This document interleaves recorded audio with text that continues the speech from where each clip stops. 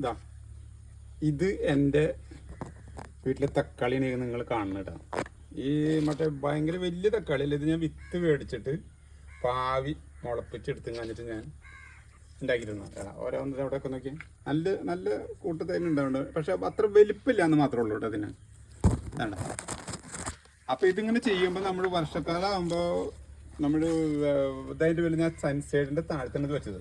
കാരണം എന്താണെന്ന് വെച്ച് കഴിഞ്ഞാൽ വർഷക്കാലത്ത് ഒരുപാട് ഇത് വന്നു കഴിഞ്ഞിട്ട് നിൽക്കാണ്ട് മഴ പെയ്തപ്പോൾ കുറേ ഇതായി. അങ്ങനെയാണ് ഞാൻ ഇത് വെച്ചത്. ഇങ്ങനെ വെച്ചപ്പോൾ എന്താ പറ്റിയെന്ന് വെച്ച് കഴിഞ്ഞപ്പോൾ അത് ഭയങ്കരമായിട്ട് ഐറ്റി പോവുക.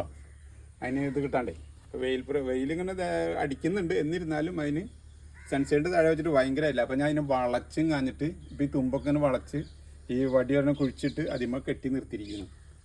കാരണം ഇതായി കിട്ടാനായിട്ട്. ഇഷ്ടമായി തക്കാളി ഉണ്ടാവുന്നുണ്ട്, പക്ഷേ നമ്മുടെ അത്ര വലിപ്പില്ല എന്നുള്ളതാണ്ട. അപ്പോൾ ഇത് പഴുത്തു. ഇതിമെന്ന് ചെറിയ ഗ്രോ ബാഗിൻ്റെ ഉള്ളിലാണ് വെച്ചിട്ടുള്ളത്. വേണ്ട 2-3 കടയുള്ളൂ, പക്ഷെ 2-3 കട ഉള്ളെങ്കിലും നമുക്ക് നമ്മുടെ വീട്ടിലേക്കുള്ള തക്കാളികൾ ഇതിമെന്ന് നമുക്കിപ്പോൾ കിട്ടുന്നുണ്ട്. ഇപ്പോൾ കാണുമ്പോൾ തന്നെ അറിയാതെ വേണ്ട നല്ല തക്കാളി. പക്ഷേ നമ്മുടെ മറ്റേ വലിയ തക്കാളി അല്ല കേട്ടോ, ചെറിയ തക്കാളിയാണിത്. ഇതാ. അപ്പോൾ ഇത് ഗ്രോ ബാഗിൽ വെക്കുമ്പോൾ എന്താണെന്ന് വെച്ചിട്ടുണ്ടെങ്കിൽ നമ്മൾ ഇതിന് വളമായിട്ട് ഞാൻ കൊടുക്കുന്നത് ചാണാണ്.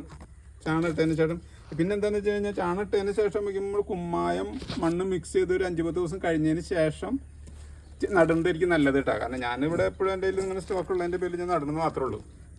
അപ്പോൾ നോക്കിയത് ഹൈറ്റ് ഭയങ്കരമായി പോയി. എൻ്റെ ദൈവമേ. ഇതാണ് എൻ്റെ ഈ വർഷക്കാലത്ത് ഞാൻ നട്ടുപിടിപ്പിച്ച തക്കാളി എന്ന് പറയുന്നത് കേട്ടോ.